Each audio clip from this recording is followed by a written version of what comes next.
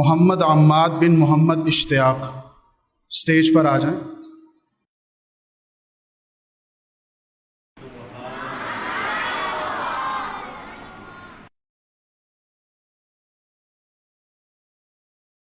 محمد طاہا بن بلال ناصر،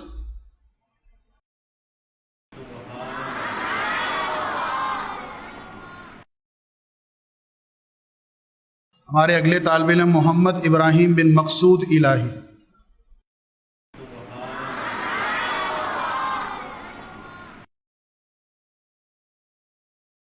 ہمارے اگلے طالب علم محمد حسنات احمد خان،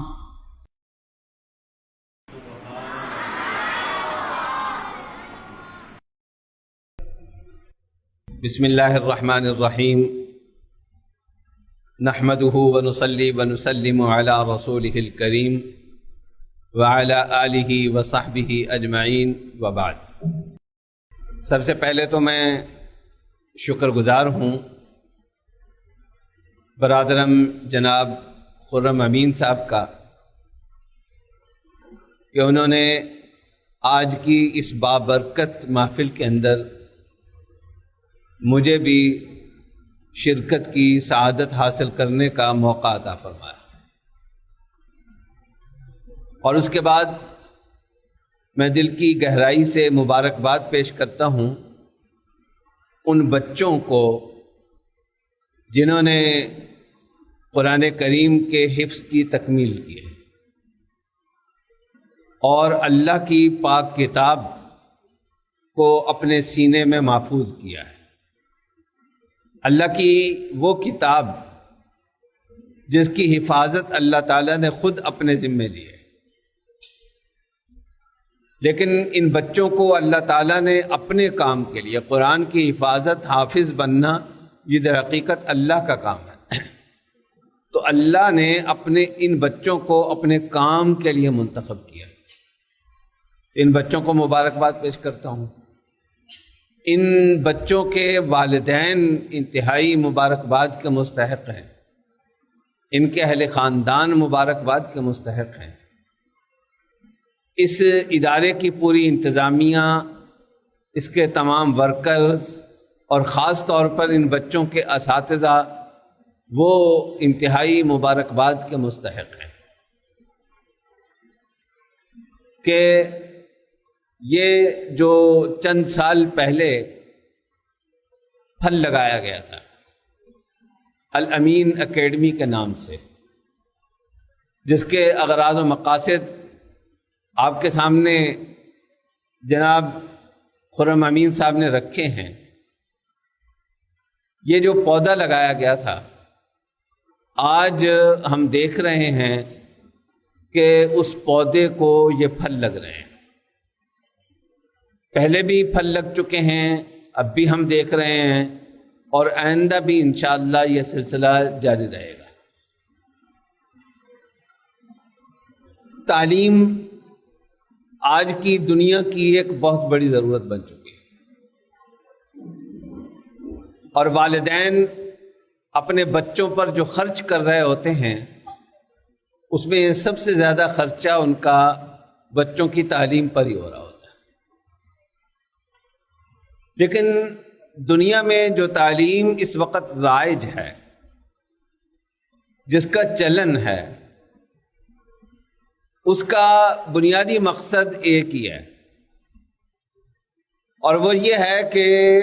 ہمارا بچہ بڑا ہو کر زیادہ سے زیادہ پیسے کمانے کے قابل ہو جائے، کمانے کی ایک مشین بن جائے، نوٹ بنانے کی ایک مشین بن جائے ہمارا بچہ۔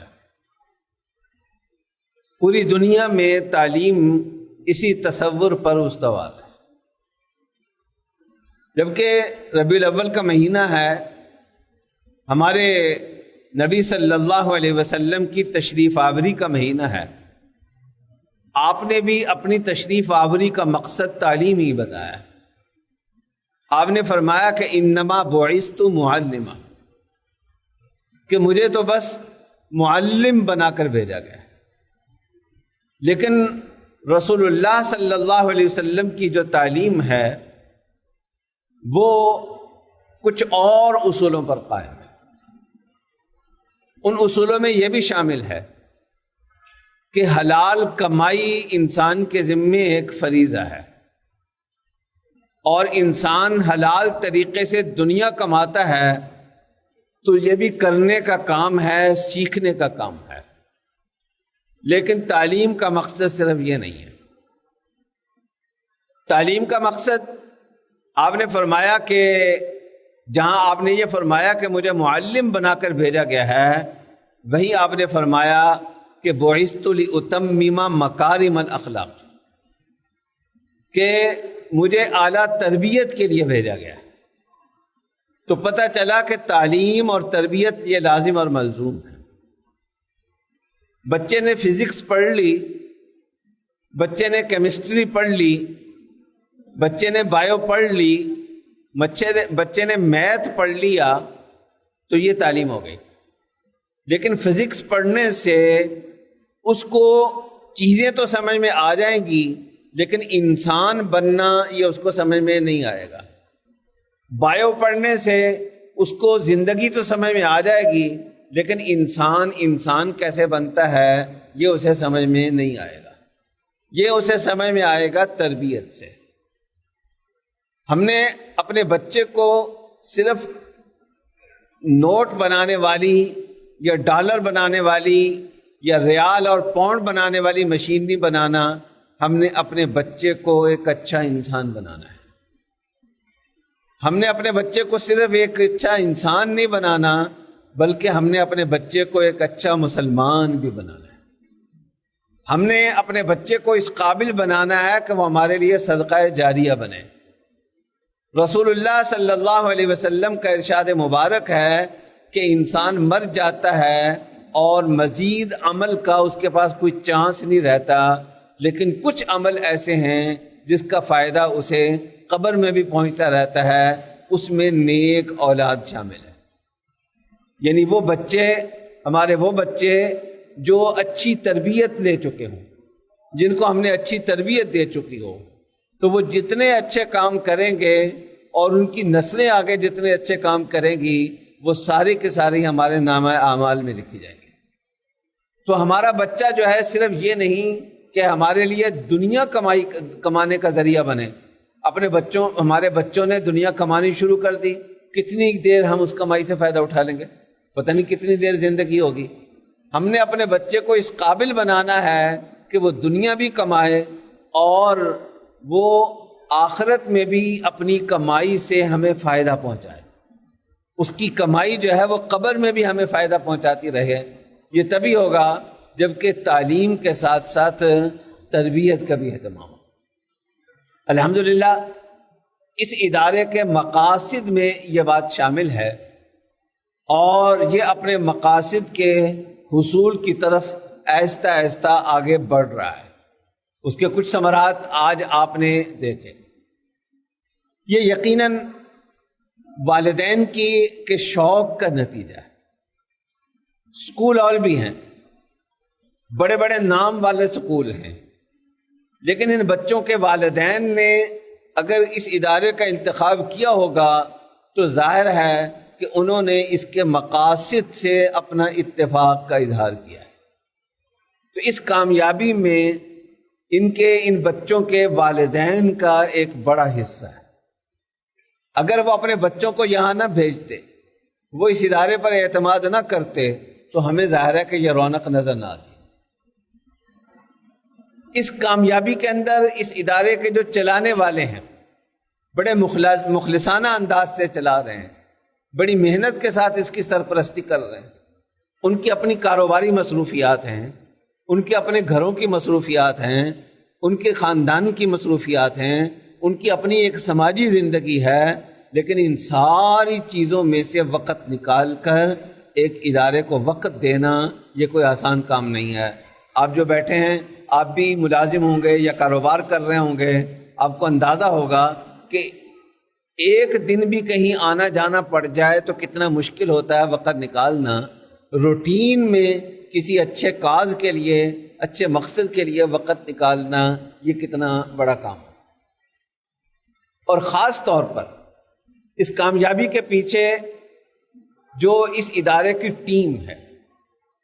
اس ادارے کے ورکرز ہیں، اس ادارے کے ملازم ہیں، منتظمین ہیں، اور اس ادارے کے جو اساتذہ ہیں، ان کا ایک بڑا رول اور بڑا کردار ہے، کیونکہ کام جو چلتا ہے وہ ہمیشہ ٹیم ورک سے چلتا ہے۔ کپتان بھی ہو اور کپتان کے ساتھ ٹیم بھی ہو، اور ٹیم کے اندر ٹیم کی روح ہو، یک جسم اور یک جان ہوں۔ کئی جسم اگر نظر آ رہے ہیں تو بھی جان ان کی ایک ہو، فوکس ان کا ایک ہو، مقصد ان کا ایک ہو۔ جب ٹیم مل کر ٹیم کے انداز سے کھیلتی ہے اور پھر وہ ٹیم جیتتی ہے، وہ جو ٹیم کو ٹائٹل ملتا ہے وہ صرف ایک کھلاڑی کا نہیں ہوتا بلکہ سب کا ہوتا ہے، سب کو اس کا فائدہ پہنچتا ہے۔ اسی طریقے سے اس طرح کے کامیاب اداروں میں جو ٹیم ہوتی ہے وہ آپس میں مل جل کر اس انداز سے کام کر رہی ہوتی ہے کہ ہر ایک کے پیش نظر ادارے کے اصل اہداف اور اصل مقاصد ہوتے ہیں، اور انہوں نے اپنی ذات کو اس مقصد کے لیے بلایا ہوا ہوتا ہے۔ اور جو شخص اپنی ذات کو اللہ کی خاطر بلاتا ہے، اللہ اس کو کبھی دبنے نہیں دیتے، اللہ ہمیشہ اس کو اٹھاتے ہیں، اللہ اس کو آگے بڑھاتے ہیں۔ تو یہ ہمیں جو کامیابیاں نظر آ رہی ہیں، ہمیں امید ہے، میرا کبھی کبھار یہاں آنا ہوتا ہے لیکن دیکھنے سے یہی لگ رہا ہے کہ انشاءاللہ یہاں کی ٹیم بھی ایسی ہو، اسی انداز سے آپس میں مل کر کام کر رہے ہوں گے، ایک دوسرے کا ہاتھ بٹا رہے ہوں گے، ایک ہی مقصد پر سب کی نظر ہوگی، اور ہر کوئی یہ چاہتا ہوگا کہ دوسرے بھی آگے بڑھیں تاکہ جو مقصد ہے وہ حاصل ہو، اور دنیا میں بھی ہمیں عزت ملے، اور آخرت میں بھی یہ بچے جو ہیں وہ ہمارے لیے صدقہ جاریہ بنے۔ دنیا سے بوڑھے بھی جا رہے ہیں، جوان بھی جا رہے ہیں، ہر ایک نے جانا ہے۔ ہماری محنت، یہ محنت کسی اور جگہ محنت، کسی مدرسے کی محنت، کسی بھی جگہ اس نوعیت کی جو محنت ہو رہی ہے، یہ محنت جو ہے یہ ہمارے لیے صدقہ جاریہ بنے۔ ہمارے تصور میں بھی نہیں ہوگا کہ اتنے بچے یہ بڑے ہو کر پتہ نہیں کہاں کہاں پہنچیں گے اور کیا کیا کام کریں گے، کیا کیا اچھائیاں کریں گے۔ ہمیں کسی کے نام بھی یاد نہیں ہوں گے، لیکن ان کی جو کارکردگی ہے اس کا فائدہ انشاءاللہ ہمیں قبر میں بھی پہنچنا ہوگا۔ تو بہرحال یہ تمام حضرات، یہ بچے بھی، ان کے والدین بھی، ادارے کے ذمہ داران بھی، ادارے کے منتظمین، ورکرز بھی، اساتذہ بھی، اور پوری ٹیم جو ہے وہ مبارکباد کی مستحق ہے۔ اللہ جل جلالہ اس گلشن کو آباد رکھے اور اس کام کو آگے بڑھائیں۔ اس میں اگر کوئی مشکلات ہوں، اللہ تعالیٰ ان مشکلات کا پردہ غیب سے ازالہ فرمائیں، آسانیاں پیدا فرمائیں، اور ہم سب کو، ہم میں سے ہر ایک کو، والدین ہوں، بچے ہوں، جتنے بھی اس کام سے منسلک ہیں، ہر ایک کو پورے اخلاص کے ساتھ اور پوری تندہی کے ساتھ اس کام سے جڑنے کی اور اپنا سب کچھ لگانے کی توفیق عطا فرمائیں۔ وآخر دعوانا ان الحمدللہ رب العالمین۔ اب میں الامین سکول سسٹم کے ڈائریکٹر محترم جناب امین خرم صاحب سے گزارش کروں گا کہ وہ تشریف لائیں اور چند گزارشات فرمائیں۔ محترم جناب امین خرم صاحب۔ نحمد و نصلی و نسلم علی رسول الکریم۔ سب سے پہلے تو میں اپنے محترم شیخ الحدیث میرے شیخ مولانا نذیر احمد صاحب رحمۃ اللہ علیہ کے بڑے ہی نہایت ہی قابل اور لائق تحسین برخوردار بیٹے، ان کے ہمارے استاد ہیں، مربی ہیں، مولانا محمد زاہد صاحب کا مشکور ہوں کہ انہوں نے ناسازی طبیعت کے باوجود، چونکہ ان کا کچھ دیر پہلے آپریشن ہوا، سرپرستی کرتے ہوئے ہمارے اس ادارے کو رونق بخشی، اور ہمارے طلباء کی، اساتذہ کی، اور تمام کے تمام ساتھیوں کی حوصلہ افزائی کے لیے تشریف لائے، میں ان کا نہایت مشکور ہوں۔ یہ ہمارا الامین اسکول سسٹم جو ہے اس کے لیے ہم نے وجود میں لے کر آئے کہ معاشرے کے اندر ہم نے دیکھا کہ بچوں کی اخلاقی تربیت میں کمی ہو رہی ہے۔ تمام سکولز کے اندر بس کمپٹیشن ہے اور آگے بڑھنے کی ترتیب ہے، حالانکہ یہ بچے ہمارا اثاثہ ہیں، اور ان کے اندر جیسے کان کے اندر صلاحیتوں، کان کے اندر بہت ساری چیزیں ہوتی ہیں، سونا ہے، ڈائمنڈ ہے، اس طرح ان کے اندر بھی بہت ساری صلاحیتیں پوشیدہ ہیں۔ تو ان کو باہر نکالنے کے لیے ہم ایک ایسا سسٹم ترتیب دینے کی، مکمل کرنے کی کوشش کر رہے ہیں جہاں ان کی اخلاقی تربیت بھی ہو، دینی بھی ہو، دنیاوی بھی ہو، کیونکہ یہ بچے ہمارا اثاثہ ہیں، ہمارا مستقبل ہیں، اور انہوں نے ہی آگے جا کے ملک کی باغ دوڑ سنبھالنی ہے، انہوں نے ہی ملک کی آئندہ جو ہمارا لاہے عمل ہوگا اس کی تشکیل دینی ہے۔ تو یہ ہماری کوشش ہے، بزرگوں کی ہمارے ساتھ دعائیں بھی شامل ہیں، جس کی وجہ سے ہم 2-3 سال کے اندر باوجود کورونا کے جو حالات کی وجہ سے بیچ میں سکول بند رہے،